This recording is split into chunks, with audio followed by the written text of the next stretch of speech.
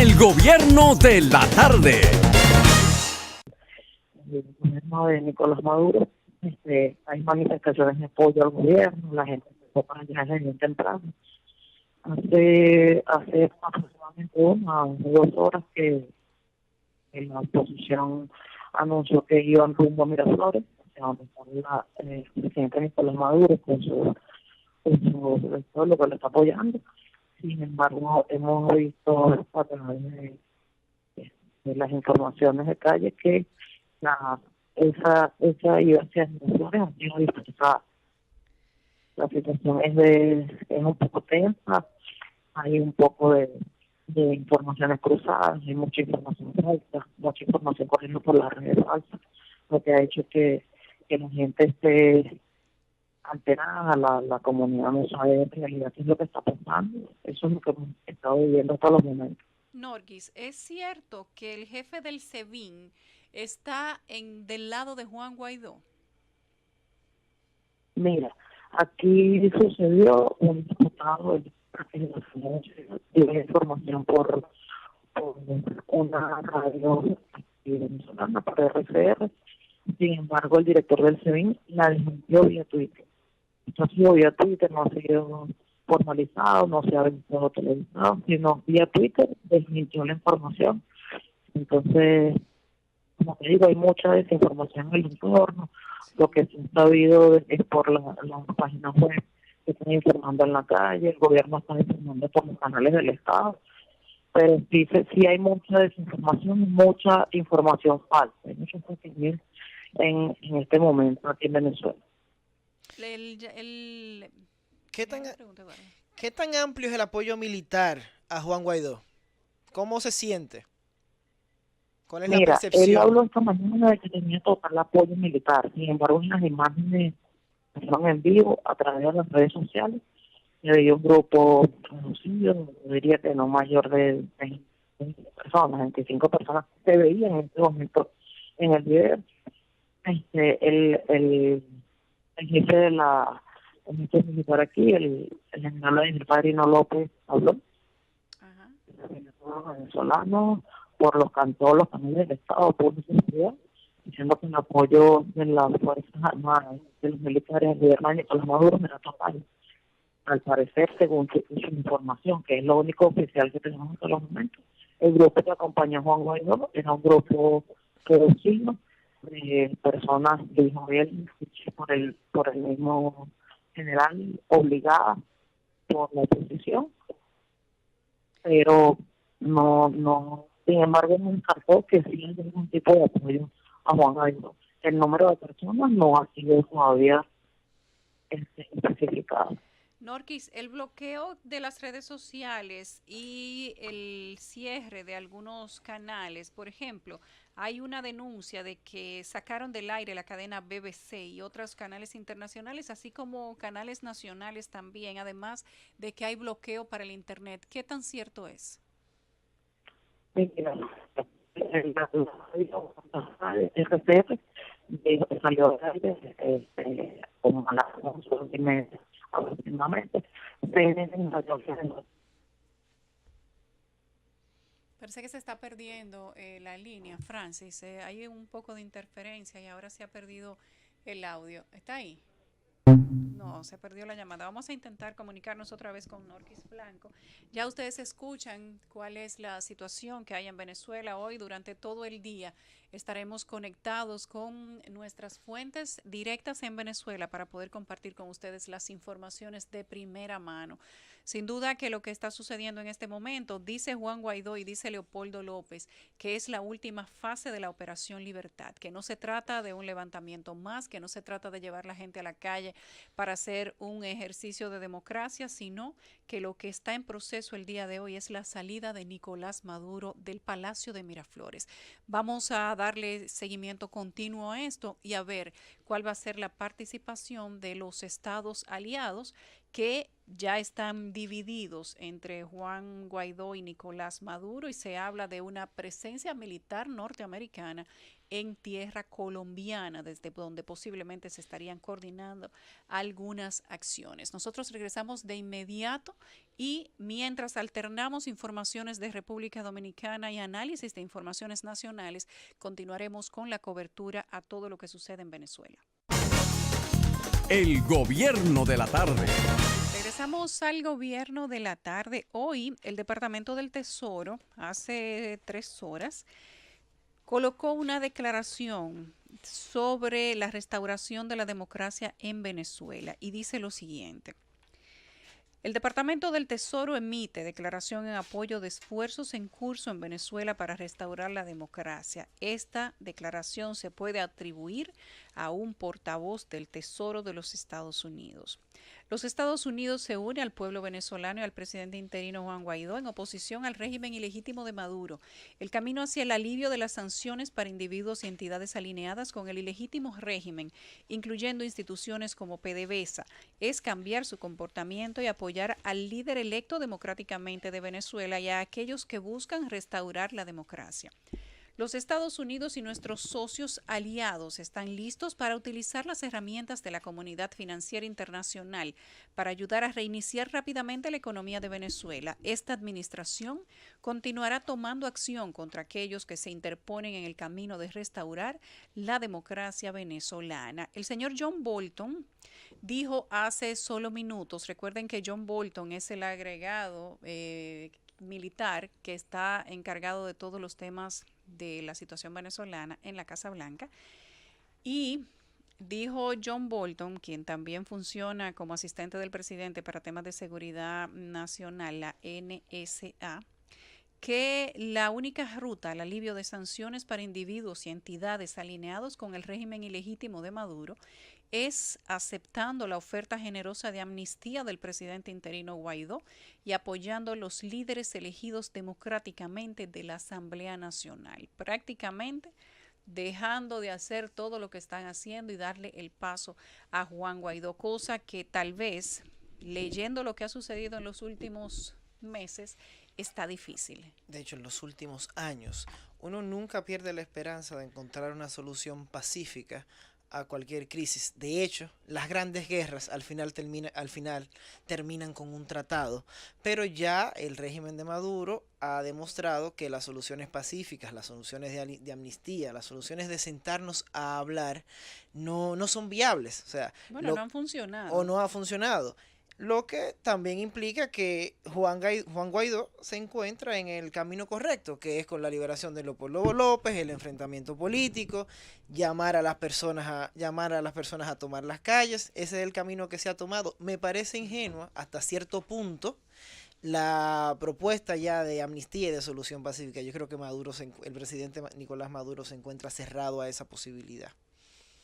Aparentemente, muy aparentemente, según todo lo que han dicho el ministro de Defensa o el pseudo ministro de Defensa, según dicen los de la Operación Libertad, según lo que ha dicho el vicepresidente, lo que ha dicho el mismo presidente o dictador, como usted le quiera llamar, según lo que usted crea, Nicolás Maduro, no van a aceptar ninguna otra acción que no sea el rendimiento de Juan Guaidó y de todos los opositores. De hecho, ellos han llamado la revuelta que hay en este momento como un pequeño conato de golpe de Estado, tratando de disminuir la acción de la gente. Sin embargo, los videos hablan por sí solos. Las tanquetas le pasan por arriba a los ciudadanos, o sea, chocan los ciudadanos y le pasan por arriba en el medio de la calle como si no estuviera pasando nada, como si estuvieran pisando gravilla o tierra, y ahí se ve que la situación es de completa inestabilidad. Es una parte de la guardia contra los ciudadanos y contra la otra parte de la guardia, y una movilización permanente de los líderes opositores y de los miembros de la Asamblea Nacional. Lo que está sucediendo en Venezuela, Eduardo, sin duda que es una situación compleja, una situación de violencia y lo que se ha pedido desde la comunidad internacional en todo momento es que no haya derramamientos de sangre. Pero con el video que vimos de la tanqueta pasándole por encima a los ciudadanos, ya ese es un pedimento que se descarta de plano. A eso se agrega también el constante uso de bombas lacrimógenas, que son bombas de gas humo. Pero lo que quería agregar algo a lo que decías antes de terminar, Yulisa, y es lo siguiente, que normalmente un líder político o un líder militar se rinde cuando ya no tiene opciones. Así y me es. parece que esa no es la situación de Nicolás Maduro, que para él mismo vislumbre que ya no hay futuro o que ya no tiene de dónde ejercer presión. Simbólicamente, en el día de hoy, también recordamos tal vez el líder militar más, no quiero decir importante, pero sí uno de los más relevantes del siglo XX, que es la muerte de Adolfo Hitler. Un día como hoy, el 30 de abril de 1945, Hitler asesina a su familia y se suicida él mismo. De hecho, como su última salida. Exactamente, como lo último, como ya no le quedaba más nada por hacer. No es una comparación directa con lo que sucede con Nicolás Maduro, pero el momento de la rendición es cuando ya el líder se encuentra acorralado. Mientras le quede algo de oxígeno, sigue batallando. Y eso es lo que está haciendo Nicolás Maduro. Sería interesante nosotros saber, analizar, si se puede hablar de golpe de Estado contra un sistema que se ha denominado dictatorial.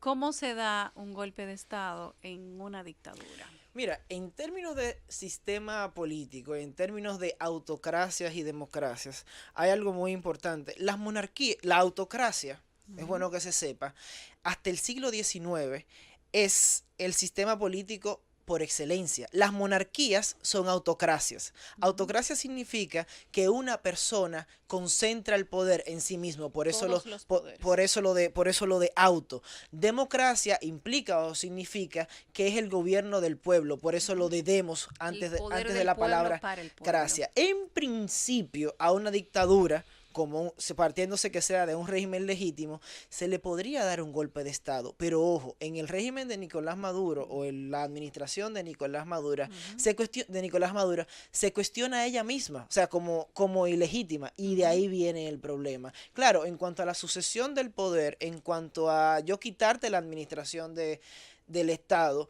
a mí no me parece que el término golpe de Estado sea correcto. Tal vez sea una toma legítima del poder, es lo que digo, por quien debe ostentarlo. Si es un gobierno ilegítimo, si estamos hablando de una dictadura, es porque no se reconoce ningún tipo de derecho ciudadano, porque no se respeta el sistema democrático, o porque no existe un sistema democrático, porque no hay libertad de expresión, y esto quizás podría avalarse con el tema de los cierres de los canales, el bloqueo al internet para que la gente no pueda enviar videos y fotos a través de redes sociales, y el tema de los presos políticos y el abuso, la violencia física en las calles contra los ciudadanos de ese país.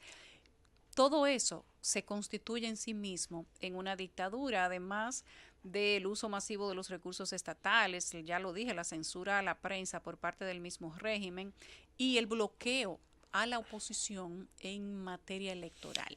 Entonces, cuando tú tienes un sistema que lo complementa todo, y es lo que ha venido haciendo el presidente, si se le puede llamar presidente, a Nicolás Maduro, y a partir del año 2016, de enero del 2016, cuando todo el mundo sabe lo que pasó y Nicolás Maduro mostró cuál era su real intención en Venezuela, y él mismo ha dicho que de ahí no lo saca nadie y que él ha ganado por los sistemas que se establecen en Venezuela y que él hay que dejarlo ahí hasta que se agote su periodo. Pero al agotar su periodo, como en el pasado, pues ya ustedes saben que se bloquearon los sistemas constitucionales, se bloqueó la Asamblea Nacional, el centro de arbitraje electoral es simplemente un empleado del gobierno, pues ahí ya se terminaron de descalabrar los cimientos de democracia que tenía Maduro, y entonces la convocatoria de unas elecciones fuera de plazo, ya todo eso te dice que tú no estás viviendo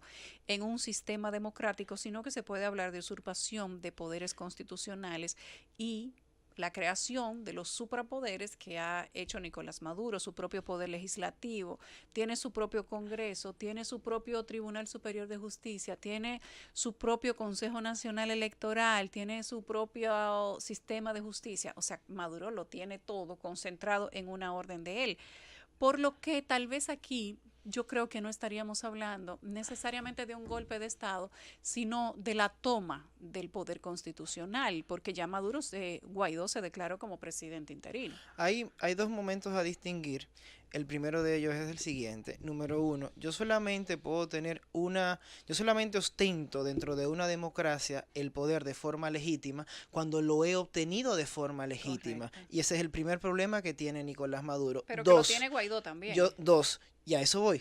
Dos, yo solamente soy un gobernante legítimo dentro de una democracia, no solamente cuando soy elegido y obtengo el poder por medios democráticos, sino también cuando lo mantengo por medio democrático y sobre todo cuando enarbolo y mantengo esos principios y esos derechos que me hacen, que me clasifican como democracia.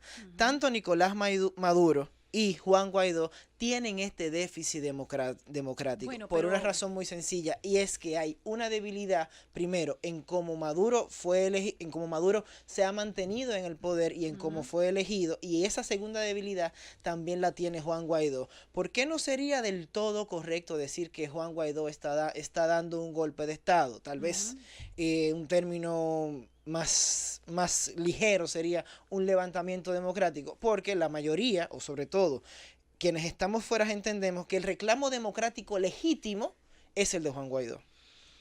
Yo creo, cuando digo que no veo quizás que sea el término correcto cuando hablamos de golpe de Estado, porque aquí se estaría hablando de restauración de la democracia, como mismo sucedió en Venezuela en el año 1958, en enero del 58, cuando miembros de las Fuerzas Armadas derrocaron al general Marcos Pérez Jiménez. Recuerden que hubo un gobierno de transición que asumió el cargo y celebró elecciones democráticas en diciembre de ese mismo año, y que fueron las elecciones que ganó Rómulo Betancourt. Y ¿qué está haciendo Maduro y qué está haciendo Guaidó? Prácticamente repitiendo la historia del año 1958. Pero eso no ha pasado solamente en Venezuela. Eso pasó aquí en República Dominicana. Fue la misma situación. Eso pasó en Cuba con el gobierno de Batista y con la sucesión por parte del expresidente cubano Fidel Castro, y ha pasado en muchos otros países, en muchas otras democracias, entre comillas, que han tenido que ir a un proceso de restauración. Y cuando se habla de la toma o de la restauración de la democracia, entonces no estamos hablando de un golpe de Estado, sino de un proceso de legitimidad del sistema democrático donde precisamente todos los poderes han sido cooptados. Entonces, ¿qué le queda a Venezuela? Luchar, resistir para que se pueda llevar ese país a la legalidad y para que puedan ser restaurados todos los poderes del Estado que en este momento se encuentran concentrados en el Palacio de Miraflores. No hay un poder judicial que funcione de manera independiente. No hay un Consejo Nacional Electoral que pueda arbitrar unas elecciones donde quien gane no sea Maduro y su séquito. No hay un sistema de un poder legislativo, como mencionabas anteriormente. El primer paso tiene que ser un poder legislativo, y anular esa asamblea constituyente de Maduro. Cuando tú hablas de independencia o cuando hablas de democracia, tiene que establecer la independencia de los poderes, y en Venezuela no hay independencia de poderes, por lo que en mi entender, usted puede diferir, lo que se está dando en Venezuela no es el inicio de un golpe de Estado que se inició hace 3 meses, sino el inicio de la restauración de la democracia. El gobierno de la tarde. Pasamos al gobierno de la tarde, son las 3:34. Las buenas tardes a José Luis Mendoza. Saludos, Yulisa, saludos, Eduardo. ¿Cómo están ustedes? José Luis, ya tú sabes lo que está sucediendo en Venezuela. Tenemos desde bien temprano. Decirle a la gente que está escribiendo en nuestro chat interactivo que nosotros los leemos y que le agradecemos mucho todo el intercambio de información que nos dan. Ellos dicen que quieren que nosotros digamos qué pasa con la gente que sigue a Maduro y que sigue a Chávez y que le eligió democráticamente. Bueno, pues nosotros entendemos que desde el punto de vista del llamado a elecciones, donde todos los estamentos digamos que del arbitraje de esas mismas elecciones controladas por el Poder Ejecutivo, ciertamente son o la hicieron ser unas elecciones muy cuestionadas. Sin duda que esto es una lucha de argumentos y que el que entiende que Nicolás Maduro es un presidente legítimo, independientemente de que hay una concentración de poder y que el organismo electoral es manejado como si fuera un departamento del mismo Poder Ejecutivo, quizás nosotros no podamos hacerlo cambiar de su punto de vista. Y créannos que ese no es el interés nuestro tampoco. Pero la realidad es la realidad, independientemente de lo que nosotros y ustedes podamos pensar frente a lo que está sucediendo en Venezuela. La realidad es que en este momento hay una operación de libertad en camino, que el poder en Venezuela está dividido en dos de una manera desigual y que posiblemente Guaidó tenga más gente y más apoyo o Maduro tenga más gente y más apoyo, pero la realidad es que Venezuela vive un sistema autocrático, que la gente en su mayoría no quiere el presidente que tiene y que los poderes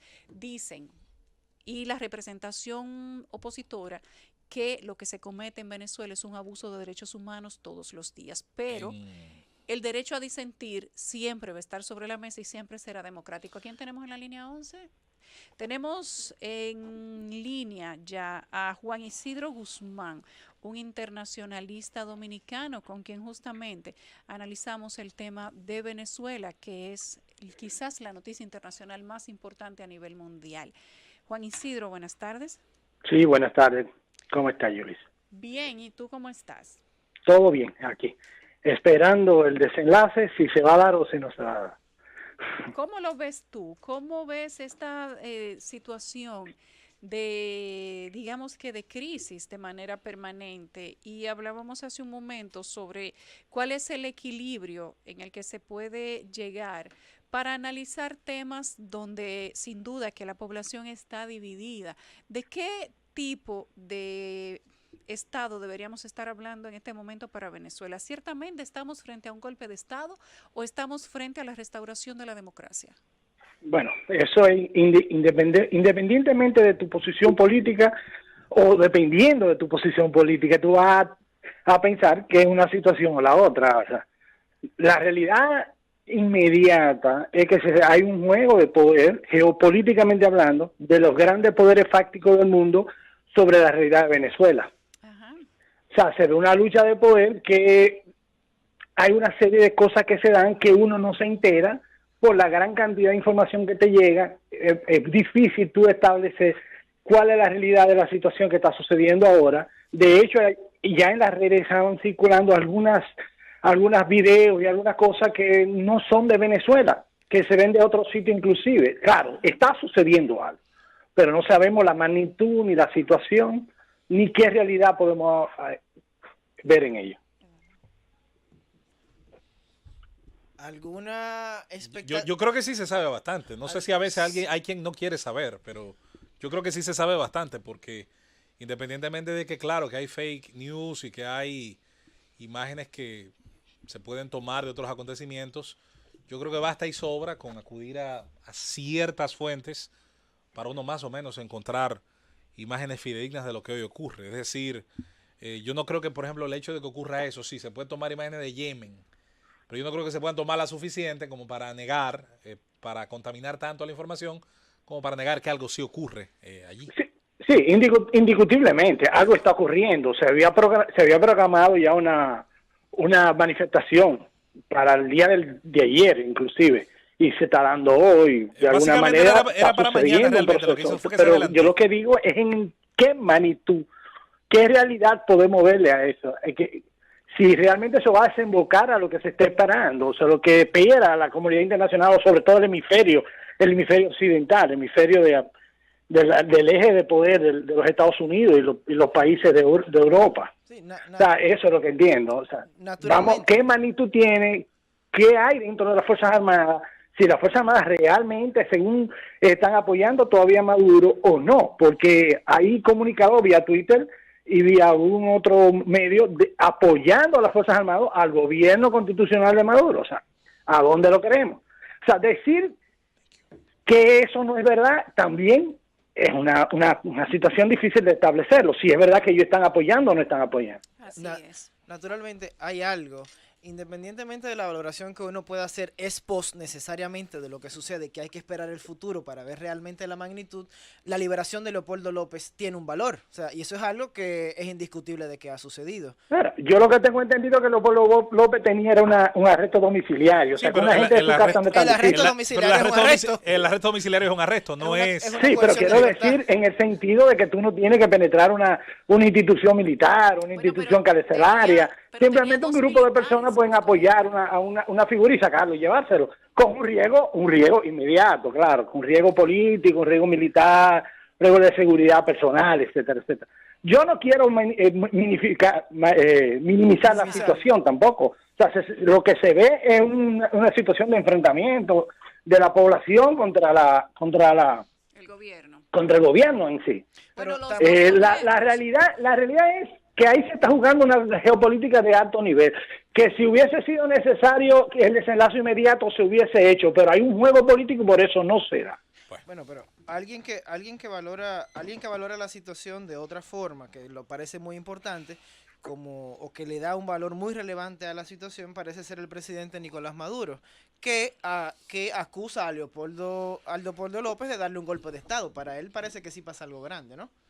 Ok, bueno, no conocía el dato de que él estaba acusando a Leopoldo Maduro. Lo que pasa, Leopoldo López, perdón. Juan Isidro. No lo conocía, pero hasta ahora Guaidó era la figura magnífica, la principal. No, pero también hay un asunto que me imagino debe manejar el experto, el señor Juan Isidro, y es que el término golpe, yo creo que después de ser utilizado unas 600, 700 veces en estos últimos años, se le ha llamado golpe a todos. Yo recuerdo que a las elecciones del 2015, del 6 de diciembre, Maduro le llamó golpe electoral, es decir, aquí ha faltado solamente que se hable de golpe de barriga.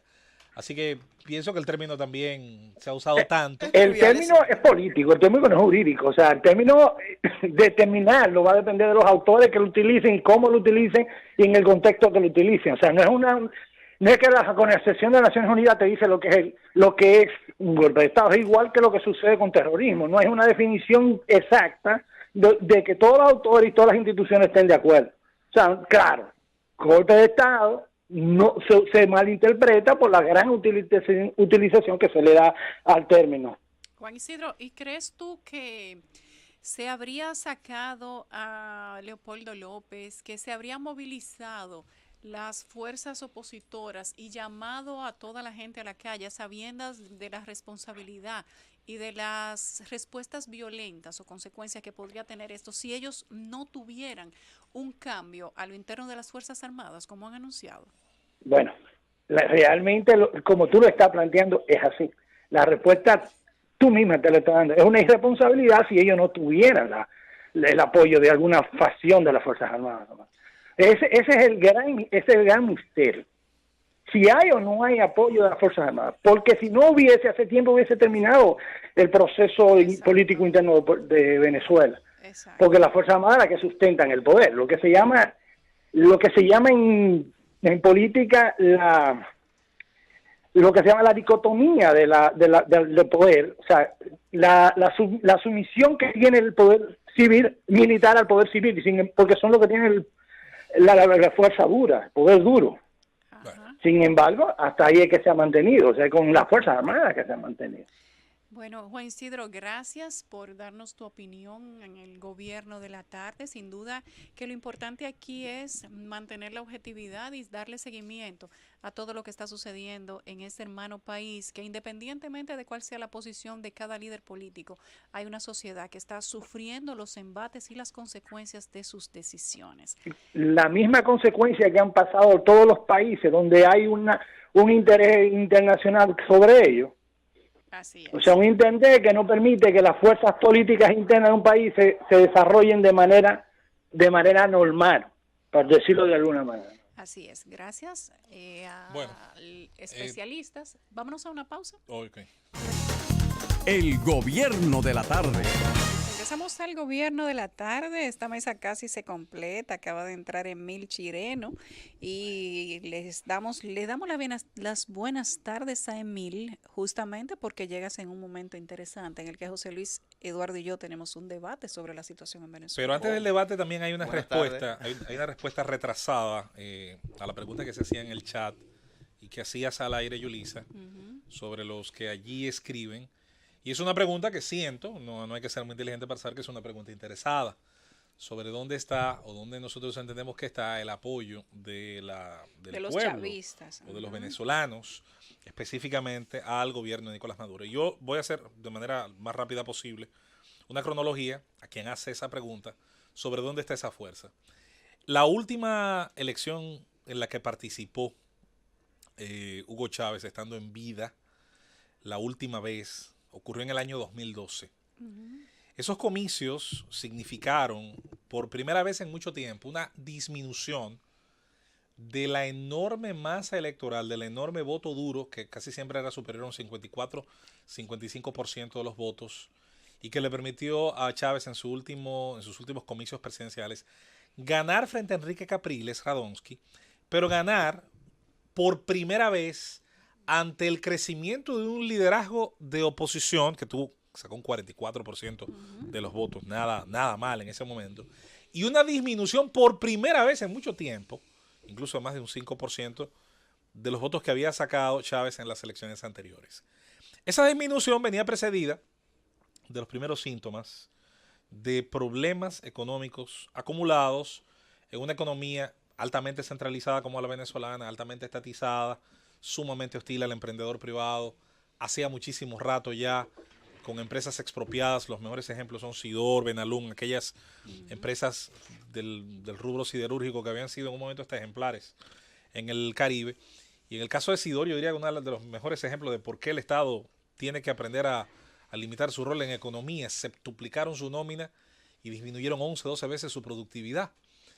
Pero yendo al tema específicamente electoral, ya comenzaba en 2012 el control del dólar. De hecho, recuerdo los discursos de Chávez hablando del dólar paralelo y de cómo esa subeconomía comenzaba a burlar los controles y cómo más adelante se comenzaban a dar los primeros síntomas de desabastecimiento. Es bueno recordar, antes de seguir a los siguientes comicios, que el gobierno venezolano decidió, al final de la década del 2010, nacionalizar varias cadenas de supermercados y convertirlas en 2 líneas oficiales. Abastos Bicentenarios, no recuerdo el nombre de la otra cadena, convertirlas en 2 cadenas de supermercados controladas por el Estado. Por eso siempre me he reído mucho de esa historia que se ha vertido, de una especie de complot, sobre todo desde fuera, para atacar la distribución de alimentos cuando la distribución de alimentos está controlada hace muchísimo tiempo por el Estado. En el año 2013, ya tras la muerte de Hugo Chávez en marzo de ese año, principios de marzo de ese año, o por lo menos cuando se anunció la muerte, yo soy de los que cree que murió antes, el plano electoral cambia a un equilibrio casi 51-49 de las dos fuerzas políticas. Bueno, la diferencia fueron 300,000 y tantos votos. Una elección bastante cerrada, alguno dirá que fraudulenta. Ya venía dándose una reducción. Al año siguiente, 2014, se celebraron los comicios para elegir alcaldes y gobernadores. El voto chavista bajó de ese 51 que el CNE había publicado en 2013, bajó a un 47%. Se agudiza la crisis, se dispara el dólar al paralelo, se comienza a sentir el desabastecimiento, llegan las filas, las colas como les llaman allá, las elecciones del 2015, estoy avanzando un año por año, ¿verdad? En 2015, la oposición, el 6 de diciembre, hemos insistido en eso, en las últimas elecciones con observación internacional y con, digamos, una especie de homogeneidad con las elecciones que se celebran en otros países, es una paliza de la oposición con más de un 60 y tanto % de los votos y con, recuerden, la mayoría calificada en el Congreso Unicameral venezolano. Comienza el problema al no reconocerse los famosos 3 diputados del estado Amazonas y de ahí comienza la guerra, la batalla por inhabilitar a la oposición que manejaba el poder congresual. En ese sentido, quiero responderle finalmente a quien hizo esa pregunta en el chat. Lo que alguna vez fue una mayoría, lo que alguna vez fue una garantía de apoyo electoral, dejó de serlo. Y cuando dejó de serlo, como tiende a pasar en los regímenes que usan las urnas a veces para validar su poder. Entonces las urnas pasaron a ser sospechosas. No se volvieron a hacer comicios hasta que ya el CNE, en una atmósfera controlada, dio los resultados que dio en las pasadas elecciones con candidatos, todos básicamente súbditos del régimen, y eso incluye al señor Henry Falcón. Más adelante, después de decidir validar el régimen en esos comicios, pues dijo también que le habían hecho fraude. Así que ese apoyo, que alguna vez fue mayoritario, que yo no dudo que fuera mayoritario en algún momento, se fue desgastando tal cual la crisis lo fue desgastando, y devolvió a la condición de centro, o a la condición de indeciso, o a la condición de opositor, a gente que tal vez anteriormente apoyó al régimen venezolano. Emil, ahora sí, pues tu observación sobre estos hechos que hoy han acontecido. Bueno, muy buenas tardes. Siempre es un gran placer estar por acá. Me parece que esa pequeñita cronología que tú hacías, José Luis, es útil en el contexto de poder hacer un análisis de la situación actual, porque nos permite contextualizar un poquito la evolución de la intención del voto chavista, y no solamente la evolución de la intención, sino también, por lo que pude escuchar ahorita mientras estaba de camino, no la parte del debate que mencionaba Yulisa, porque la verdad que esa parte me la perdí, pero sí escuchaba cuando hacían referencia a ustedes al desmejoramiento de la situación económica, que es algo que hemos venido discutiendo nosotros por años, porque no es algo evidentemente nuevo. ¿Qué cambia? Cambia que el hecho trascendental, hemos dicho aquí, yo creo que hasta la saciedad, para tener un resultado medianamente distinto, es el de la lealtad de los cuerpos castrenses venezolanos. Eso es algo que hemos dicho muchísimo, y que si no varía, pues evidentemente la situación en el terreno no va a variar. Cuando vi en la mañana el pronunciamiento de Guaidó, y llamé a algunos amigos que de hecho están en Caracas, el grado de expectativa con lo que estaba ocurriendo era bastante alto, y todavía ahora es alto. Sin embargo, quiero mencionar, no sé si lo han dicho ustedes aquí en cabina, que hace unos poquitos minutos se confirmó que Leopoldo López ha solicitado asilo en la embajada de Chile, en Caracas, y eso... Algunos militares han solicitado en la embajada de Brasil. Entonces, ¿qué lectura le damos a eso? Bueno, si lo solicita un cabo o un general, son cosas diferentes, y eso no lo sabemos. Ahora, lo de Leopoldo, que sí sabemos, que yo creo que es algo que hay que dar una lectura cuidadosa, es algo que me causa a mí un poquito de preocupación, porque evidentemente indica que él entiende que su situación personal es peligrosa. Y si tú entiendes que tu situación personal es peligrosa en un momento en el que tú alegas tener un apoyo mayoritario de las fuerzas castrenses, es porque probablemente ese apoyo o no es el que tú entiendes que tienes. No debe de sentir miedo si lo tiene. Correcto. De acuerdo. O simple y sencillamente tú no lo tienes. Entonces ahí hay un tema que tenemos que ver con mucho cuidado. Yo siempre he mantenido que la lealtad del alto mando militar venezolano no es un producto ideológico, señores. Es un producto estrictamente económico. Recordemos que el ejército venezolano es actualmente el actor más importante como institución organizada dentro del funcionamiento de un sinnúmero de sectores de la economía venezolana, comenzando por el que tiene PDVSA de hace un tiempo. Sí. Pero hay otro que no se menciona, que yo creo que tiene un valor social para el venezolano, incluso más importante que PDVSA, porque es el que te quita el hambre todos los días, y es la distribución de los alimentos. Correcto. Entonces, el tener el ejército, sectores tan importantes de la economía en un país que está pasando la crisis que está pasando Venezuela, un país que ha sabido hacer completamente dependientes del Estado a una parte importante de la población, con el famoso carnet de la patria, sin el cual usted no puede recibir estos insumos subsidiados, pues hace que Venezuela tenga naturalmente una base de apoyo forzoso, dura, que tiene miedo de que estas necesidades básicas para su supervivencia puedan desaparecer. Como dato complementario, Emil, de ese excelente análisis, los CLAP, que son las siglas para Comité de Abasto y Producción, Comités Locales de Abasto y Producción, son la herramienta sustituta ante el fracaso, insisto, de que el Estado controlara la distribución de los productos. Entonces el CLAP sustituyó como funda, para decirlo en buen dominicano, fundas que llegan a ciudadanos específicos que tienen el carnet de la patria, ciudadanos específicos que en su mayoría están inscritos en el Partido Socialista Unido de Venezuela. Se suponía que se entregaban cada 15 días las fundas con los carbohidratos suficientes, una lista de racionamiento al mejor estilo soviético, pero con la grave problemática logística que supone en un país como Venezuela, muchas veces llega cada 3 y 4 meses. Imagínense usted lo que hay de por medio en un país con una hiperinflación extraordinaria. Eso sin contar la compra de alimentos subsidiados en las múltiples negocios de venta de alimentos que hay, dados por este mismo carnet. Porque una cosa es lo que tú recibes en la casa, otra es lo que tú puedes comprar. Pero por X o por Y, ya las penurias, la falta de alimentos, la falta de energía eléctrica y todo lo que ocurre ahí, yo creo que es algo que tenemos muy claro. Yo creo que lo que le interesaría escuchar al público es qué podemos esperar de lo que está ocurriendo hoy. ¿Qué hay de diferente? Porque ya gente en la calle hemos tenido por varios años y en el último año ha sido de una manera brutal. Militares agrediendo, matando y atropellando gente, eso ya lo hemos visto muchas veces.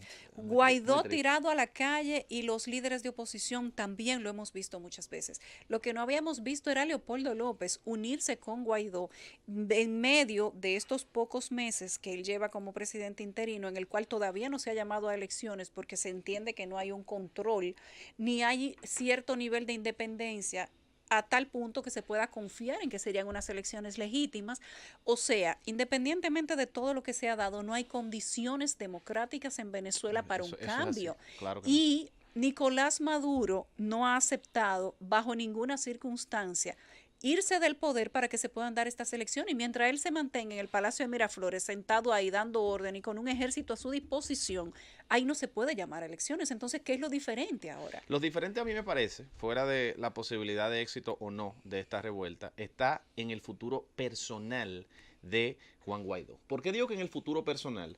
Porque de toda la creación de momentum, de toda la creación de expectativas, de toda la movilización a la que ha llamado Guaidó, el momento clave es este, porque hay un factor que diferencia esta movilización de todas las anteriores que ha logrado Guaidó, y es la inserción desde su inicio del elemento o presunto elemento del apoyo de los cuerpos castrenses, algo que él abiertamente nunca había proclamado. Entonces, si Maduro se da cuenta que ese apoyo no es tal, si no se logra romper la cadena de mando entre el presidente y los principales generales, si nada de eso logra un cambio de régimen en las próximas semanas, el futuro personal de Juan Guaidó para mí está altamente cuestionado y en peligro, porque yo no veo ningún impedimento que evite que el régimen simple y sencillamente no solamente lo acuse, lo desaparezca o lo encarcele. Hay una cosa muy importante. Si Guaidó falla en este intento de restauración democrática o golpe de Estado, como usted le quiera decir, dependiendo del punto de vista donde lo vea,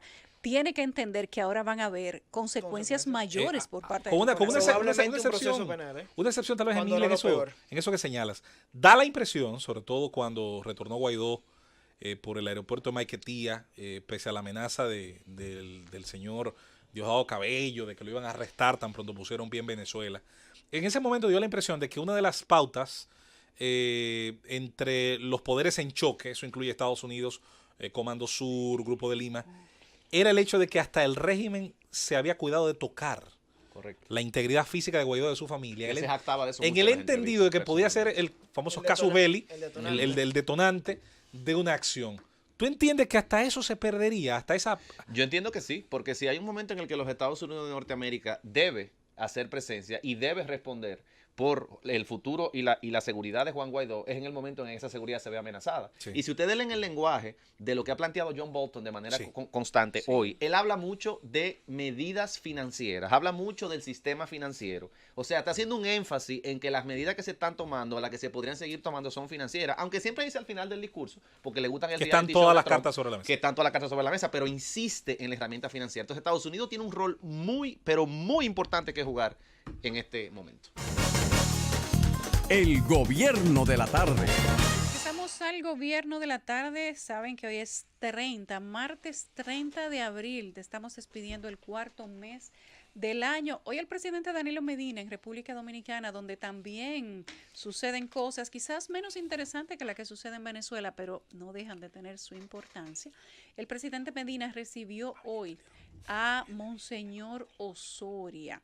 Y de una manera particular, esto tiene una importancia de coyuntura, porque recuerden que Monseñor Osoria fue quien dio el discurso aquel de cercanía a la dictadura, y luego de eso le cayeron los palitos mediáticos al presidente Medina y al gobierno. Pues hoy el presidente lo ha recibido en su despacho del Palacio Nacional Y la presidencia ha informado que la visita de Osorio, a quien se hizo acompañar de Monseñor Benito Ángeles y Monseñor Faustino Burgos, obispo auxiliar, se trató de un encuentro de trabajo y diálogo fraterno, que durante el encuentro se dio seguimiento a proyectos de la Iglesia Católica que ha acercado al gobierno para beneficio de las comunidades. 15 siglos haciendo política, no se van a derribar en una semana. De una manera y de otra, Por ¿verdad? Dios. Emil, ¿qué usted dice? ¿Se No, está haciendo política yo ahí? digo que eso es lo mínimo que se esperaba.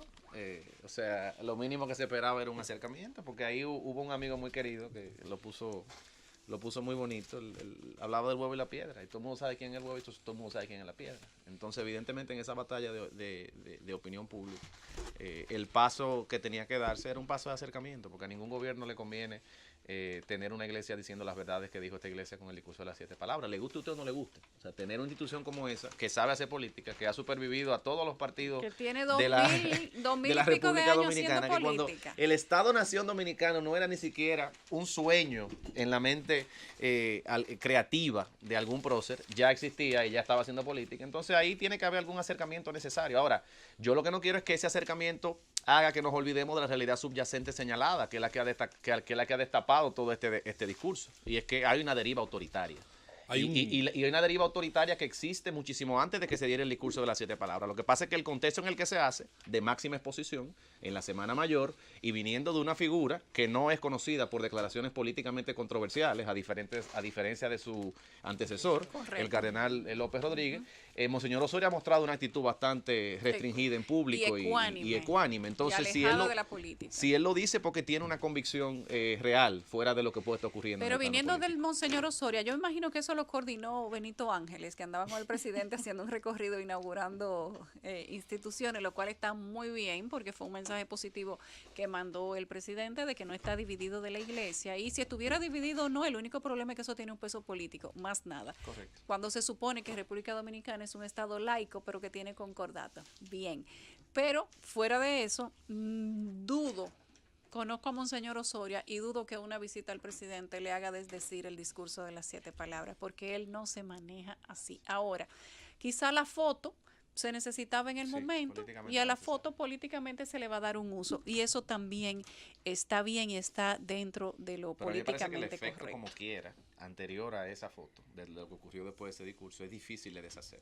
No, Porque no creo hay que forma. el péndulo de la opinión pública, que en este país, al igual que en todas, cambia muy rápido, pero se concentró Pero en ese además, tema. se portaron muy mal.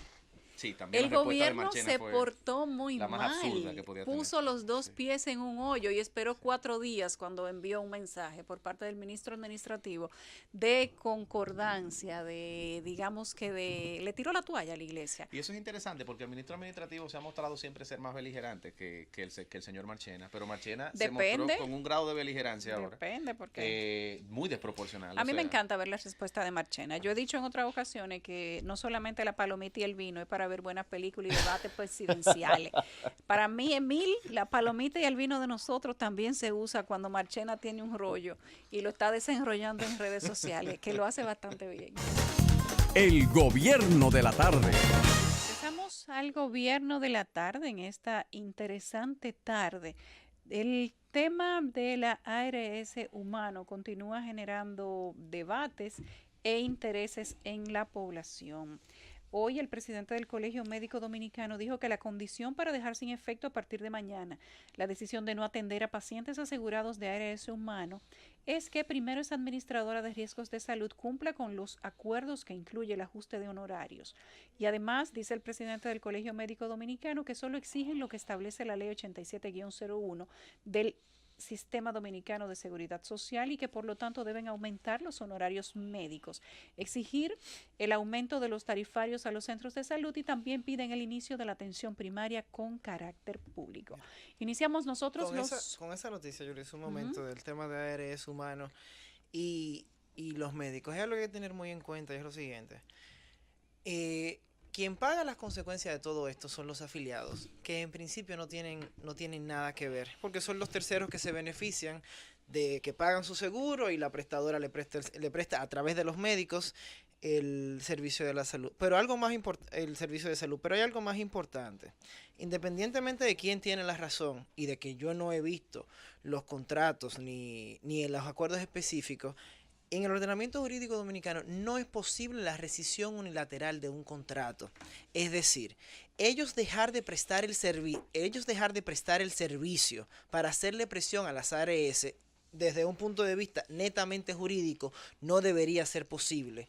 Ese tipo de resoluciones y ese tipo de decisiones necesitan que un tribunal la produzca, y además tener en cuenta, como dije ahora, como acabo de decir ahora mismo, que el que lo sufre es realmente el afiliado, que no tiene que ver nada del pleito que existe entre los prestadores entre la ARS y los médicos. Bueno, sin duda que difícil. No sé, José Luis, si iniciamos con tu comentario ahora porque tenemos pausa a la I-15 y creo que lo vamos a desperdiciar. Yo creo que mejor hablemos con la gente estos cuantos minutos, porque precisamente lo que ha dicho Eduardo atañe de manera directa a los usuarios, y sin duda que nosotros hemos recibido una avalancha de comentarios por el tema de la suspensión de la ARS. Hay una especie de nerviosismo colectivo, y si eso era lo que quería conseguir el Colegio Médico Dominicano, sin duda que lo ha conseguido. Yo creo que hay una dimensión, a pesar de que a mí las decisiones de este tipo, Yulisa, me causan cierta indignación con mucha gente que, como bien decían ustedes, no es la culpable de este tipo de diferencias y lamentablemente se afecta. Pero también veamos el tema económico, que siempre juega un rol preponderante y de hecho es la razón principal por la que se da este rompimiento. Señores, yo no soy experto en el sector salud, pero yo creo que una aseguradora le pague a un médico especialista 270 pesos por paciente. Y se lo pague a los 3 meses. A los 3 meses, escúchame. Yo entiendo que hay un tema ahí de indexar los montos que se están pagando para que se refleje la realidad de la economía dominicana. Pero hay una cosa muy importante en eso, que dentro de lo que pide el Colegio Médico Dominicano a la ARS o a las ARS, porque ellos empezaron con humanos, pero la situación es con la clase médica en general, no quieran cargárselo entonces el diferencial a los usuarios. Pero por supuesto que eso es lo que va a pasar. Que no entiendan que para pagarle una diferencia mayor que ya nosotros tenemos que pagar y nos resistimos a pagarla, entonces quieran venir a subirle la prima de los seguros a la gente, porque en algún punto la situación tiene que equilibrar, si no puede cargárselo. Aquí lo que nunca va a pasar es que la paga. estructura de costos se ablande por el otro lado. En el actual orden de cosas, le hace estructura impositiva, lo que sea. Eso sí no va a pasar, pero lo otro, pero claro, prepárense para eso. Tiene que haber un punto medio. Yo lo que sigo criticando es que la suspensión del servicio no afecta a ARS Humano, afecta a los afiliados, y que además yo no lo conozco el contrato. Eso puede tener una consecuencia debo de decirlo, para ARS Humano, claro que sí, sería debo de decirlo nuevamente. La resolución o la rescisión unilateral de un contrato sinalagmático, es decir, de un contrato que produce obligaciones para ambas partes, no es posible sin un pronunciamiento judicial. A lo que cualquiera de las partes se arriesga frente a su cumplimiento es precisamente a la deducción de los daños y perjuicios, sobre todo cuando los afectados son los terceros beneficiados y personas que han pagado su seguro médico. ¿Y por qué eso no ocurrió con otra de las prestadoras? Que es otro tema que yo Ese es otro gran problema, que no hemos escuchado de la campaña. No hemos escuchado la campaña de ARS Humano. O sea que el tema de los montos no indexados que se le pagan a los especialistas por cada asegurado siempre ha sido un tema de mucha tensión. El Colegio Médico Dominicano dijo que ARS Humano tiene la parte más grande del mercado de prestadoras de salud, y que dentro de la red de cobertura de ARS Humano está la mayor cantidad de médicos que cobran esa misma tarifa, independientemente de que las ARS se ponen de acuerdo todas y que tienen su consejo a donde ellas llevan este tipo de decisiones precisamente para que no haya una diferencia en materia de oferta y que eso devenga en una fluctuación de los pacientes o de la gente, aunque eso quizás siempre va a ser una variante, pero en teoría, según el Colegio Médico Dominicano, la característica directa que hace que lleven esa prohibición a ARS Humano es la cantidad del mercado que ellos tienen, que es más de un 33%. Pero también, y sería bueno aclarar eso, porque me parece que en el interés de que todas las partes sean debidamente escuchadas, hubo un acuerdo. No, y dicen que empezaron con ARS Humano y van a continuar entre la con la Asociación de Aseguradoras de Riesgo de Salud, en la que supuestamente se llegó a un acuerdo sobre los montos que se iban a pagar por los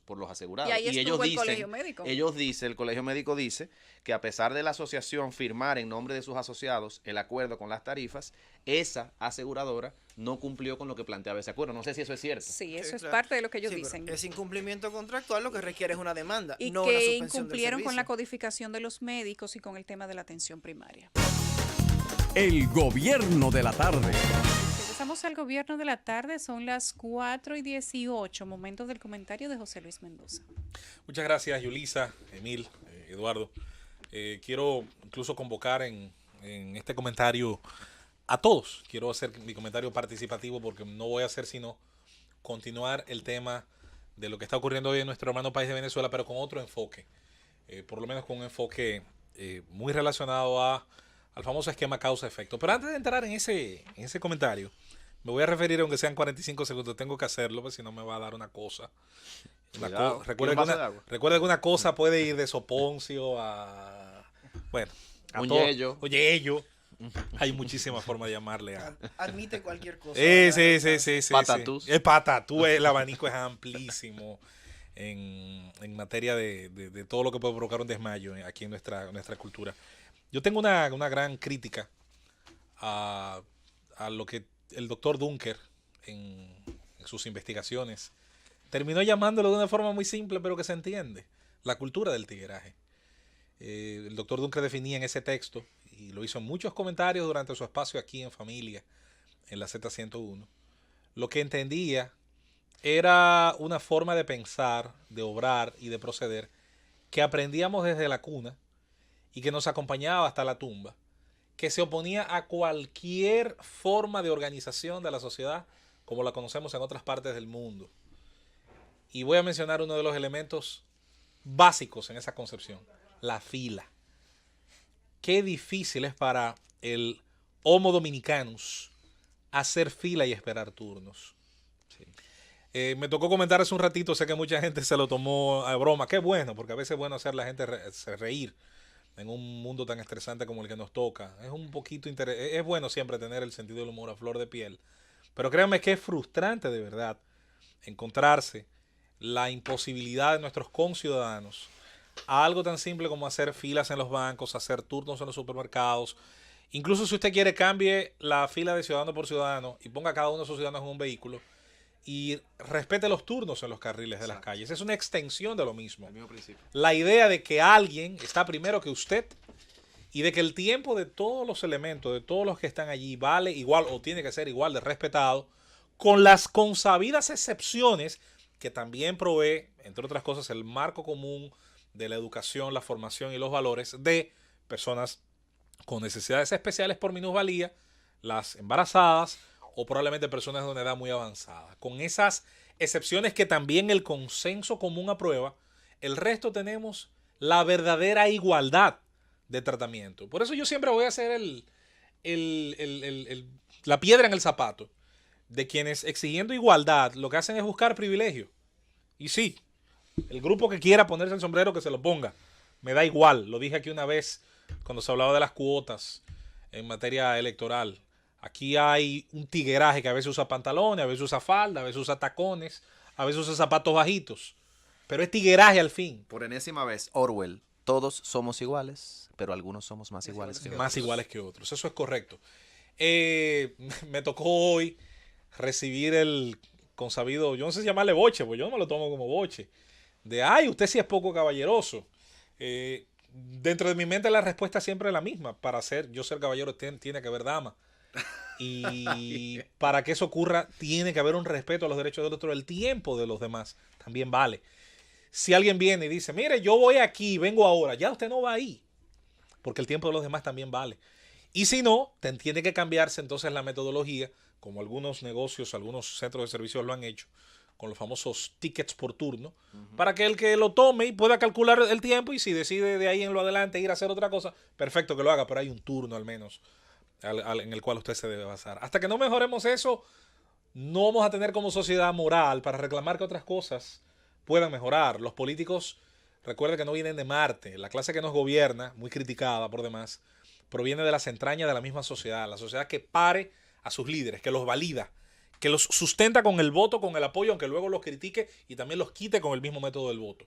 Es bueno que eso se sepa. De modo anecdótico, José Luis, solamente para ampliar y corroborar al 200% lo que tú estás planteando. A mí me pasó hace unas semanas que yo estuve procurando la placa de un vehículo por un tema personal y vi en la Dirección General de Impuestos Internos, en una de las que se encuentra ubicadas dentro de las Direcciones Generales de Aduana, bueno, el típico circo de la fila, la empujadera y todo. Y lo que me sorprendió no fue ver el típico circo, lamentablemente, porque hemos normalizado ese Sí, hay cosas salvajismo. que han mejorado. Sin ¿Tú duda. sabes qué fue lo que a mí me sorprendió? Que el militar que estaba a cargo de esa fila estaba sentado en una silla y muy molesto. Y el militar decía, es que esta gente son animales, yo estoy cansado. O sea, el que se suponía que estaba poniendo el orden de esa fila, La autoridad presente. dijo la autoridad, no, ya yo no puedo. Le pregunto a una joven recepcionista, mire, ahí hay una persona que se están discutiendo, eso puede elevar a otro nivel, puede haber aquí un acto de violencia. Y me dice la muchacha, al igual que el militar, es que son animales. Dios santo. Yo voy a dejarlo ahí. Sí. Dios santo. Vámonos con el tema que ocurre hoy en el hermano país de Venezuela, pero que ayer ha ocurrido en otros lugares y mañana penosamente puede repetirse en otros. Yo quiero insistir en la importancia que tiene Emil, Eduardo, Yulisa, las instituciones republicanas. ¿A qué llamamos instituciones republicanas? Bueno, aun cuando yo me inscribo en una tesitura favorable a disminuir la presencia del Estado, tiene que existir. Incluso en el más ambicioso de los sueños de los anarquistas, que por cierto, a veces el anarquismo se confunde con desorden. Los que escribieron de anarquismo decían que era todo lo contrario. Quienes gusten leer de ese tema, les voy a recomendar al autor español de origen vasco, Miguel Ángel Bastos, uno de los más excepcionales investigadores desde las ideas de Bakunin, incluso más atrás, porque el anarquismo no nació con Mikhail Bakunin. Mucha gente cree que sí. Bueno, La como mayoría mucha gente cree que el socialismo también nace con Marx. Con Marx, correcto. y no es más que una unificación de criterios previos. Pero que conste que esos grandes autores, esos grandes personajes, no necesariamente inventan algo, más bien le dan una normativa, recrean una serie de elementos y de creencias en base a unas reglas y en base a unas motivaciones. En el caso que nos concierne a nosotros, suponiendo que se diera la famosa teoría de Borges, que se consideraba anarquista, decía que el mundo debía ser administrado de ciudad en ciudad, que ese era el sueño, la polis, la famosa polis griega. Como quiera tendría que haber una autoridad. ¿Y qué es la autoridad? Sino el consenso de los demás, respetar a algo o a alguien. La ley, y aquí hay dos jóvenes juristas de mucha prestancia, yo no sé si estarán de acuerdo con la definición que a mí me gusta, pero si a algo se parece a la ley en su definición más noble, es el acuerdo entre ciudadanos libres. Yo diría que es una de las mejores concepciones para quienes entendemos la libertad como valor fundacional de todo lo que entendemos por sociedad desarrollada, mundo desarrollado, por civilización, por superioridad ante el desorden. Las instituciones republicanas, por lo tanto, pueden ser organismos como la fuerza policial, que es en la práctica un organismo auxiliar de la justicia. Ese organismo que a veces entendemos que es todopoderoso, que tiene una presencia en todo el país. De hecho, podría ser la institución tal vez de más presencia territorial del país. Bueno, si nos vamos a la adscripción, a dónde se adscribe su autoridad, es un elemento auxiliar de la justicia. Auxilia in situ, de manera presente, flagrante, al que está siendo víctima en ese momento. Se pone del lado del ciudadano para proteger vidas, propiedades, pero luego ayuda en la recolección de los diferentes elementos de investigación, a fiscales para preparar un expediente y finalmente estos para llevar a un juicio, así cuando la situación lo justifique, ante un juez, cualquier situación, y esto finalmente va a generar una jurisprudencia. Así se va a ir abasteciendo un sistema legal, un sistema de normas, con sus interpretaciones y con sus casos precedentes que pueden servir de guía a lo que sigue ocurriendo, porque el mundo, la vida nunca se detiene. Pongo el caso de la justicia. Bien, podríamos irnos por otro lado, por otras ramas, y llegaríamos a lo mismo. Instituciones que deben funcionar bien y que en teoría deben perfeccionar su funcionamiento. Gobierne quien gobierne, pase quien pase por el poder, tenga la visión que tenga liberal, conservadora. Ese sería en un mundo idóneo. Siempre pienso en Uruguay, un país del que se habla muy poco tal vez en nuestro país, pero que siempre saca la mejor nota de países de América Latina, incluso mejor que la de Costa Rica, para sorpresa de muchos, en cuanto a la fortaleza de sus instituciones republicanas y la confianza de su población Y en la ellas. calidad democrática. Eso ha permitido que gobiernen partidos de tendencias distintas, pero esas tendencias se adscriben dentro del discurso democrático. Nadie llega al poder con un discurso para luego decir, no, el poder es muy importante, yo no lo voy a ceder. Sino que con el mismo juego del voto, quienes hoy llegan, mañana pueden marcharse. Y las instituciones no hacen sino mejorar su funcionamiento. Lo de Venezuela, ¿qué tiene que ver con esto? Es muy simple. 40 años de frustraciones tras la caída de Marco Pérez Jiménez, un dictador que por cierto tiene una historia muy particular, tan particular como que murió siendo quizás el único ciudadano que tenía prohibido volver a su país en América Latina. Desde el exilio ganó una senaduría, creo que en el año 64, luego se le impidió tomar puesto en ella, y tenía una historia muy particular que incluso inspiró algunos movimientos políticos que trataban de sacarle provecho a su figura. Por cierto, en 1998, muchos no lo saben, fue invitado por Hugo Chávez a su toma de posesión, porque vivió hasta finales del siglo XX. Pérez Jiménez deja el poder en una situación de golpe, de crisis, y parece que desde entonces cada partido, adecos y copellanos, que pasó por el poder, no hizo más que replicar el resto de insatisfacciones que el modelo republicano, tan mal llevado, le generaba a sus conciudadanos. Como resultado comenzaron a aprobarse alternativas. Primero con un Caldera, Rafael Caldera, que salido de su partido original, decide buscar socios en la propia izquierda venezolana, el famoso chiripero, y ganar las elecciones de 1994 con un discurso distinto. En 1999, la experimentación se lleva más allá y se decide precisamente darle el voto a un líder carismático, muy popular, y que sacaba provecho, entre otras cosas, de haber participado en un conato de golpe ante Carlos Andrés Pérez y ante su condición de no ser un elemento tradicional. ¿Era bueno o malo por eso? Y concluyo con esto, Francis. No. La clave está en que lo que vino, independientemente de cómo se disfrazara y el nombre que tuviera, no fortaleció instituciones republicanas. Fortaleció políticas directas de asistencialismo, generó un impacto social que más que nada se traducía en un gran apoyo electoral. Muchas cosas que pudieron haber sido positivas se desvanecen porque el caudillismo muere con los caudillos. Y los caudillos no son eternos. El único sitio que está lleno de gente insustituible es el cementerio. Ahí nadie puede estar por nadie. En los gobiernos, en el poder, se tiene que tener clara la idea de que alguien le va a sustituir a usted algún día. Y de que todos los que pasan al frente de una institución terminarán su periodo al frente de ella, no importa la naturaleza que tenga. No me gusta mucho aquello de ver a otro arder para poner uno sus barbas en remojo.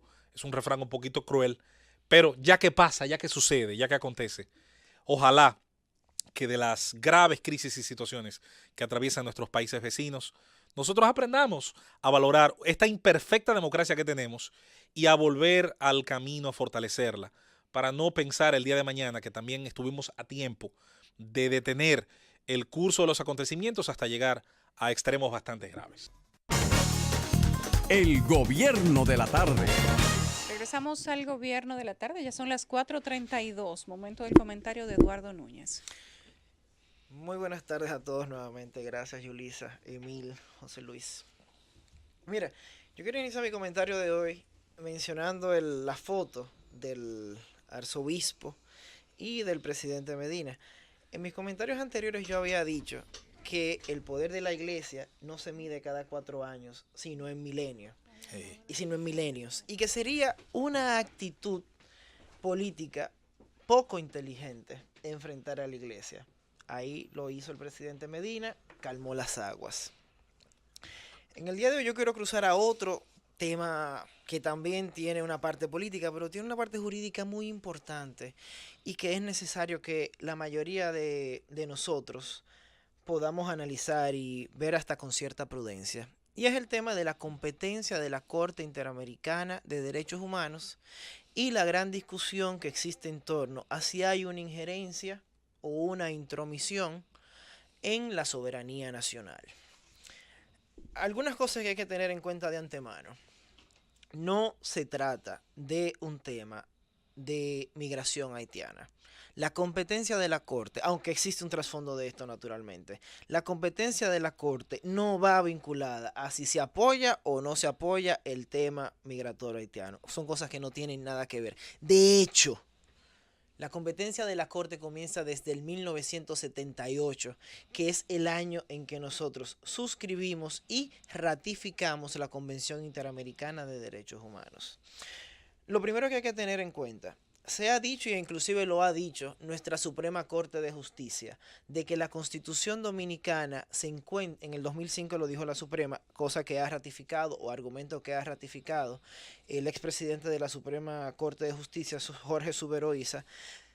Desde el 2005 se ha dicho que la Constitución Dominicana se encuentra por arriba de los tratados internacionales. Esto se ha justificado alegando de que el mecanismo de recepción de los tratados se encuentra inserto en la Constitución. En mi opinión particular, debo de hacer una aclaración aquí. Entre un tratado internacional y la Constitución de ningún país, no solamente la República Dominicana, puede establecerse una relación de supremacía. Entre un tratado internacional y la Constitución de cualquier país, no se puede establecer una relación de supremacía. Eso es preciso que esté claro. Esto por razones muy sencillas. La Constitución y el Tratado Internacional pertenecen a ordenamientos jurídicos distintos. La Constitución pertenece a un ordenamiento jurídico interno, al Estado dominicano. El ordenamiento jurídico internacional responde al derecho internacional convencional, es decir, a los tratados que se dan de Estado a Estado. Una constitución o un tratado no puede declararse supremo a otro o por arriba de otro por la simple y sencilla razón de que no pertenecen al mismo ordenamiento.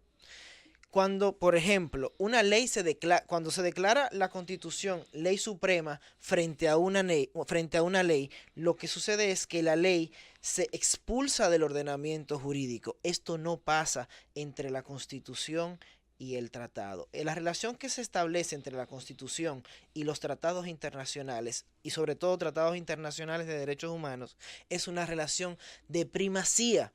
Pero yo no puedo anular la Constitución bajo el argumento de que el tratado es supremo. Tampoco puedo anular el tratado bajo el argumento de que la Constitución es suprema. Lo único que se puede hacer es aplicar uno u otro de manera preferente. Aclarada esta situación, hay un punto, otro punto, que es el que cae en la discusión que estamos teniendo en la República Dominicana, y es que una vez nosotros somos signatarios de un tratado internacional sobre derechos humanos, como lo es la Convención Interamericana de Derechos Humanos, el instrumento de aceptación de competencia no es otro tratado. El instrumento de aceptación de la competencia de la Corte Interamericana de Derechos Humanos es simplemente eso, un documento de aceptación, la cual la propia convención establece que se hará sin necesidad de convención especial, y lo que quiere decir que no existe un mecanismo formal para aceptar la competencia de la Corte Interamericana de Derechos Humanos. En consecuencia, el razonamiento de que el Tribunal Constitucional Dominicano entra en conflicto con la Corte Interamericana de Derechos Humanos no es ni siquiera jurídicamente posible. ¿Por qué? Porque a nivel internacional convencional, la República Dominicana actúa como Estado y yo no puedo tomar como excusa una regla de derecho, o el Estado dominicano no puede tomar como excusa una regla de derecho interno para incumplir un compromiso internacional. Yo no puedo decir como Estado que mi Tribunal Constitucional me dijo que no hiciera tal cosa para incumplir con el compromiso que yo asumí a nivel internacional, por razones muy obvias. Yo no puedo venderle a usted un vehículo para después decirle que mi esposa me dijo que no se lo entregara.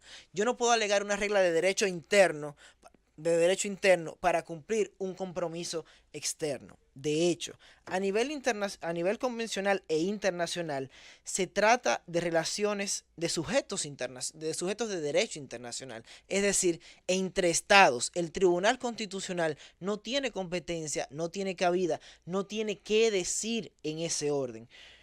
Además, A nosotros se nos olvida que no solamente nosotros suscribimos y ratificamos la Convención Interamericana en el 1978, sino que también para nosotros la Corte Interamericana de Derechos Humanos sí tenía competencia, una jueza dominicana. La Corte Interamericana de Derechos Humanos sí tenía competencia para el caso de Narcisazo.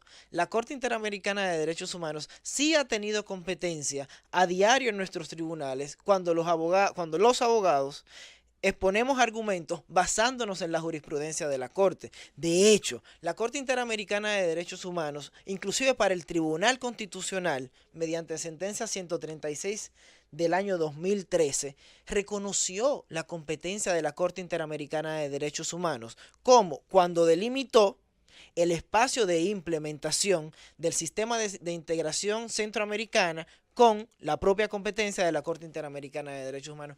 ¿Qué quiere decir todo esto? Que las declaraciones que, a mi entender, son desafortunadas tanto del expresidente Fernández como del presidente del Tribunal como del presidente constitucional, como del presidente del Tribunal Constitucional, ignoran la regla más básica de los compromisos asumidos en el derecho internacional, y es que yo no puedo alegar que un órgano interno me diga que no para incumplir.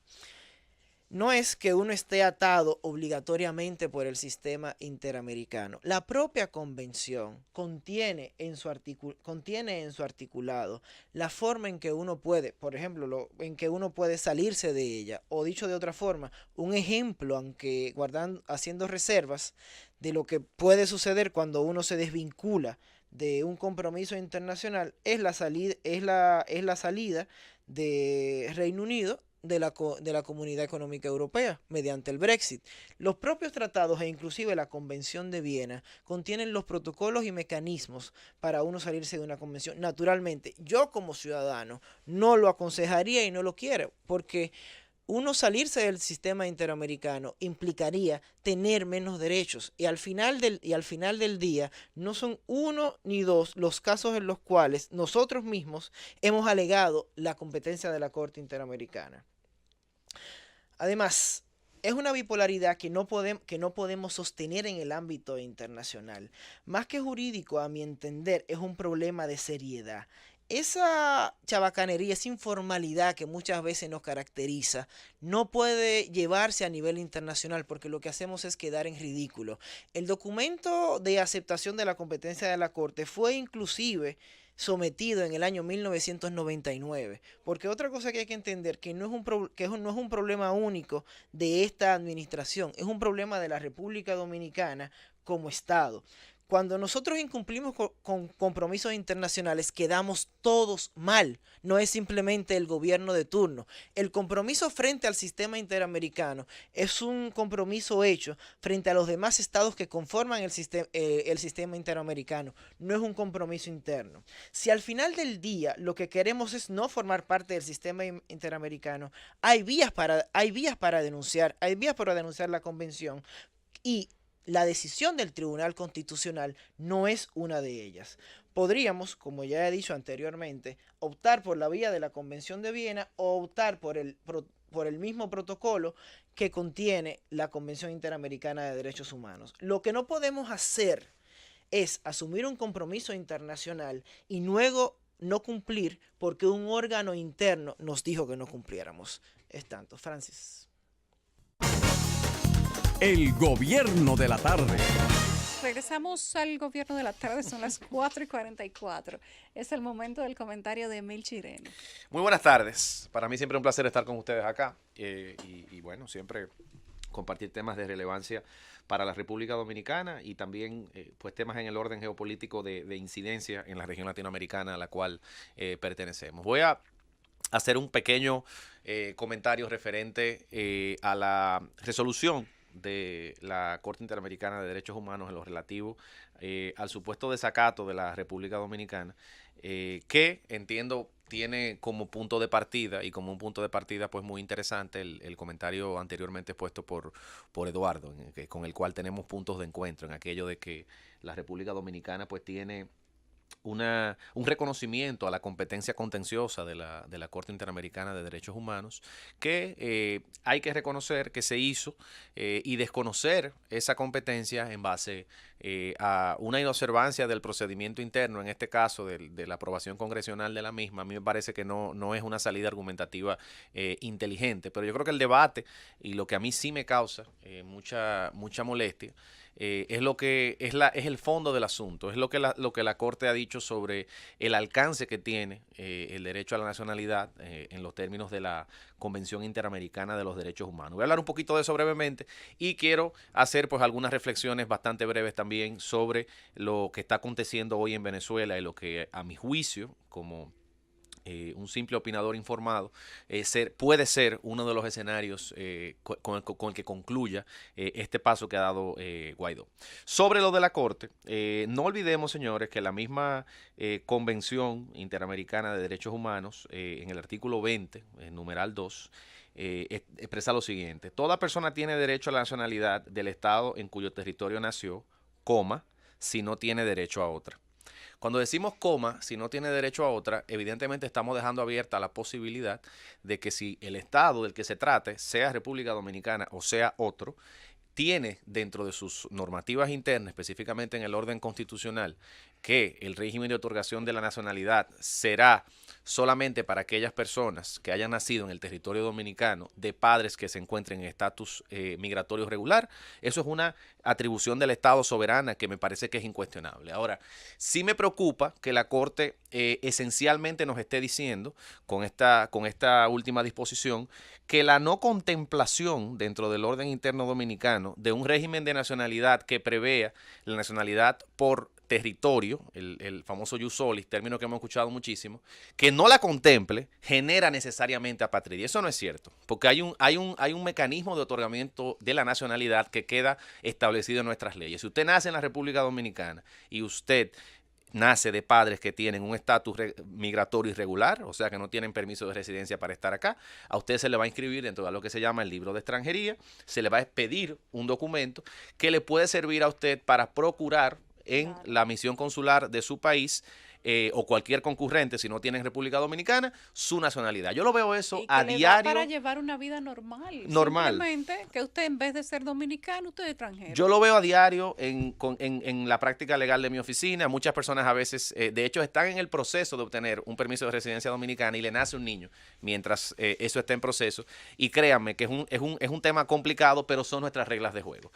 Concluyo esa parte, sin entrar en el fondo de la resolución por el poco tiempo que nos queda de la Corte, diciéndole que no es casualidad que más de 164 países en el mundo tengan como régimen de otorgamiento de la nacionalidad el otorgamiento por los vínculos sanguíneos. No es una casualidad. La excepción de la regla, y no la regla, es que la nacionalidad sea obtenida en función del vínculo sanguíneo que usted tenga. Si sus padres son nacionales de un país, usted la obtiene. Pero no por usted nacer en ese país usted la obtiene. El problema es que el dominicano se ha quedado con el ejemplo muy excepcional también dentro de los países desarrollados, de los Estados Unidos de Norteamérica, que tiene un régimen de otorgamiento de nacionalidad, insisto, muy excepcional dentro de los países económicamente más desarrollados del mundo, en el sentido de que cualquiera que nazca allá pues puede obtener la nacionalidad. Eso no quiere decir que sea una regla universal, eso quiere decir que es una decisión política nacional. Y así como la tiene la soberanía de Estados Unidos para decidir cuál es su régimen, así la tiene la República Dominicana, así la tiene España y así lo tienen todos los países del mundo. Cerrando eso, con el tema de Guaidó, quiero empezar recomendándoles la lectura, así sea somera, porque es una publicación extensa que casualmente ya circula en las redes el día de hoy, de una de las mentes de derecho público más interesantes que ha dado Venezuela, de derecho administrativo y de derecho constitucional, y me refiero al profesor Alan Brewer Carías, que hoy, junto con la Fundación Idea Internacional, puso a circular un conjunto de reflexiones sobre el proceso que vive Venezuela llamado Transición a la Democracia en Venezuela, Bases Constitucionales. Y es interesante porque aunque usted no sea abogado y no le interese pues ver la parte sustancial que teóricamente explica la deriva democrática de Venezuela, que pasó de ser una democracia a una evidente dictadura, régimen autoritario, sí me parece bueno como antología aparte del análisis jurídico que hace el profesor, de la involución que hay, el que veamos el índice de esta obra, porque él, paso por paso, a medida que fueron ocurriendo los hechos, pues va escribiendo mucho, cómo una justicia constitucional y administrativa que tiene una tradición larga, que tiene precedentes interesantísimos, por la forma en que el poder político fue permeando las altas cortes, por la forma en que el poder político fue permeando la judicatura, por la forma en que el poder político fue desdoblando las reglas del juego democrático, como todos los logros en materia de institucionalidad y de separación de los poderes públicos se fueron perdiendo. Emil, repite el nombre, que me lo están preguntando por las redes sociales y a mí por WhatsApp. Lo voy a poner en mi cuenta de Twitter, pero se llama Transición a la Democracia en Venezuela, Bases Constitucionales, publicado por Editorial Jurídica Venezolana Internacional con el apoyo de la Fundación Idea Internacional. Lo pueden buscar también en la cuenta del profesor Brewer Carías, que es @AlanBrewer, o en la mía, @EmilChireno en Twitter, que ahora mismo lo voy a poner. Es un estudio un poquito extenso, como le digo, pero viniendo de una mente tan preclara como la del profesor Carías y que conoce tan de cerca el proceso de involución, repito, que sufrieron las instituciones venezolanas, vale la pena leerlo en el contexto de lo que está pasando hoy. ¿Y por qué lo digo? Porque esto sirve como telón de entrada para lo que a mí me parece es un momento que significa un antes y un después en este pugilato por la deriva autoritaria que ha llevado Venezuela y que se está tratando pues de cambiar con Guaidó. Lo digo que es una buena antesala porque evidentemente una mente administrativista formada y muy culta como la del profesor Carías, que entienda muy bien la importancia de tener límites al poder, pues evidentemente tiene que ver con desdén, con preocupación y con una crítica acérrima a cualquier partido de gobierno o a cualquier gobernante o a cualquier régimen político que pretenda subvertir las reglas del juego. Y precisamente ahí voy. Todo el origen de este dominio casi totalitario y monolítico de las instituciones públicas que tiene hoy el régimen de Nicolás Maduro no se logró siempre por las vías legítimas. Y precisamente por no lograrse por las vías legítimas y las legales, que son muchas veces cosas distintas, es que ese país está tomando la deriva que tiene hoy.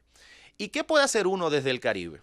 Habiendo nosotros tenido una relación de hermandad de tan larga data con Venezuela, pues aprender de sus errores. Aprender que no hay liderazgos mesiánicos que estén por encima de las instituciones. Aprender que la forma en que se desarrollan los países y las naciones es cuando se respetan las leyes y las normas. Aprender que no hay objetivo que sea tan políticamente loable que justifique el desdoblar una constitución o el desdoblar una ley. Porque lo que ahí se ve hoy es un argumento extremo, un ejemplo extremo, evidentemente, de lo que puede ocurrir cuando al poder no se le ponen límites. Y es precisamente por la ausencia de límites y por la ausencia de legitimidad que tiene el gobierno de Nicolás Maduro y su liderazgo incluso luego de las muy cuestionadas elecciones del 2018, es precisamente por eso que afirma Brewer Carías, que luego de esa reelección ilegítima y que luego de ese vacío que se crea en el poder legislativo venezolano, cuando se anula completamente la voluntad popular y se anula el Congreso elegido por el pueblo, es precisamente eso lo que hace imposible que siguiendo las reglas del juego democrático podamos tener ahora una transición en la que no exista algún cierto grado de violencia, lamentablemente. Uno no quiere ver un derramamiento de sangre. Uno no quiere que se sigan perdiendo la vida de muchas personas que están entregando, entienden ellos, su vida y su tiempo y jugándose la seguridad de su familia por tener un mejor país. Uno no lo quiere. Pero si los mecanismos tradicionales, si las cortes electorales, si los organismos de supervisión de los procesos electivos, si los organismos policiales, si los organismos castrenses, todos al unísono, simple y sencillamente se concentran en subvertir la voluntad popular, ¿qué vía le está dejando usted a la sociedad venezolana?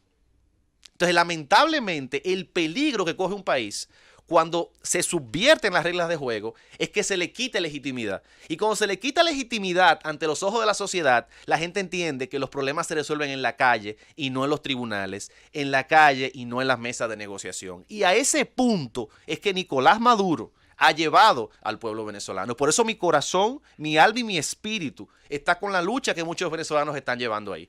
Y sin apasionarnos, porque esto evidentemente es algo que genera pasiones en cualquier creyente en la libertad, en cualquier persona que crea en que hay que someter el gobierno al imperio de la ley y de la Constitución, si dejamos eso de lado, yo solamente les deseo que este paso que ha dado Guaidó sea un paso que pueda tener los frutos que él promete, porque las expectativas que él ha creado son muy altas. Y como le decía ahorita a los compañeros de aquí de cabina, esto va a significar un antes y un después para la figura de Guaidó en el plano personal. ¿Por qué?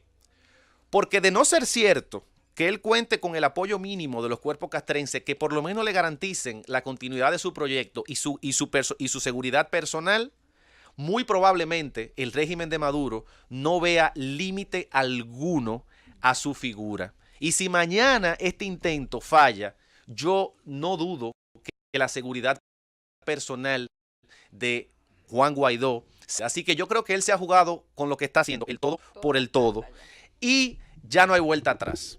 La pregunta será, ¿qué rol jugarán los actores externos que también, pues muchas personas me preguntan que pueden estar jugando? Y todo el mundo sabe que todo el mundo habla de un solo actor, en esencia, que habla de los Estados Unidos de Norteamérica. Esa es la pregunta del $1.000.000. Y pareciera que el ánimo desde Washington es de mantener la presión económica dada por las sanciones y no la de una intervención, porque la verdad es que la memoria reciente del intervencionismo norteamericano, y no me refiero al histórico que se dio en la gesta de la Guerra Fría con América Latina, sino al intervencionismo reciente, es muy funesta. Y yo creo que una intervención directa en este momento podría traer consecuencias aún más catastróficas para la sociedad venezolana de la que estamos viendo ahora. Sin embargo, siempre hay medidas intermedias. No necesariamente intervenir, pero sí dejar claro que la vida de Juan Guaidó debe preservarse. El gobierno de la tarde.